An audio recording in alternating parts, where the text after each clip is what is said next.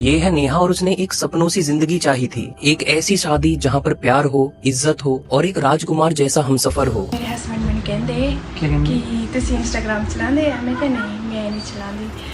मैं क्या फिर मैं और उन्होंने मतलब मैंने खुद दसिया कि हाँ मैं तो चलाता है।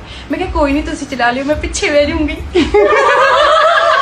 रूपनगर रोपड़ के पास एक छोटे से गांव में पली बड़ी ये लड़की सबकी लाडली थी। मासूम चेहरा, इंटेलिजेंट दिमाग और दिल से सिख धर्म की अनुयायी। 18 की उम्र में जब अन्य लड़कियां कॉलेज में जाने और करियर बनाने के सपने देख रही थी, उस वक्त नेहा ने सिखिज्म की ओर रुख किया और अमृतधारी बन गई। उसने जिंदगी हमेशा शांति और सेवा में तलाशी, लेकिन उसे क्या पता था कि जिस घर में वह शादी कर जा रही है वह घर उसके लिए एक नर्क साबित होने वाला है। 23 की उम्र में जब उसके माता पिता ने हिमाचल प्रदेश के सोलन जिले के रामपुर से सजीव नाम के आर्मी ऑफिसर के लिए उसका रिश्ता तय किया, तो नेहा ने बिना सवाल किए पूरे विश्वास के साथ घर वालों की हामी में हामी भर दी। जिस शादी की रात नेहा ने सबसे सुंदर सपने देखे थे, वही रात उसकी जिंदगी की खुशियों की आखिरी रात बन गई। शुरू के दिन उसके ससुराल में सब कुछ ठीक था, लेकिन धीरे धीरे पर्दा गिरा और सबकी असलियत सामने आने लगी। उसकी सास ने उस पर बेहिसाब काम थोप दिया। सुबह से रात तक उसे रसोई में झोंक दिया जाता। जब भी वह काम पूरा करके थोड़ी राहत की सांस लेती, इतने में ही उसे दूसरा काम थोप दिया जाता। यह सब सिर्फ एक घरेलू व्यवस्था नहीं थी, बल्कि यह था एक योजनात्मक शारीरिक शोषण, जिसका कारण था दहेज। कार, सोने की चेन, कैश, ये था वह लालच जो नेहा के इन लॉज की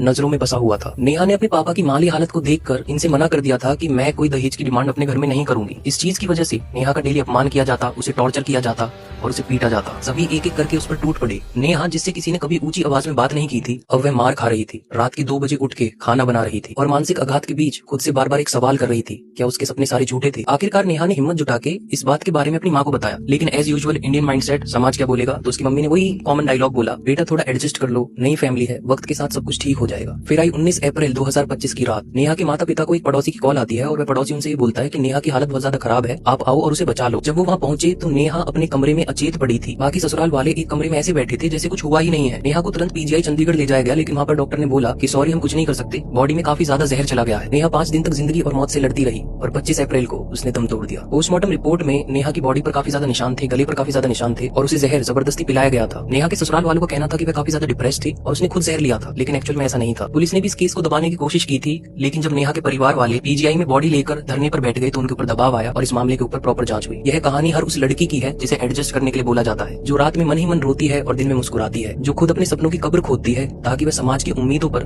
खरा उतर सके। लेकिन मेरा एक सवाल है, नेहा ने समाज की वजह से एडजस्ट किया, क्या समाज उसे बचाने आया?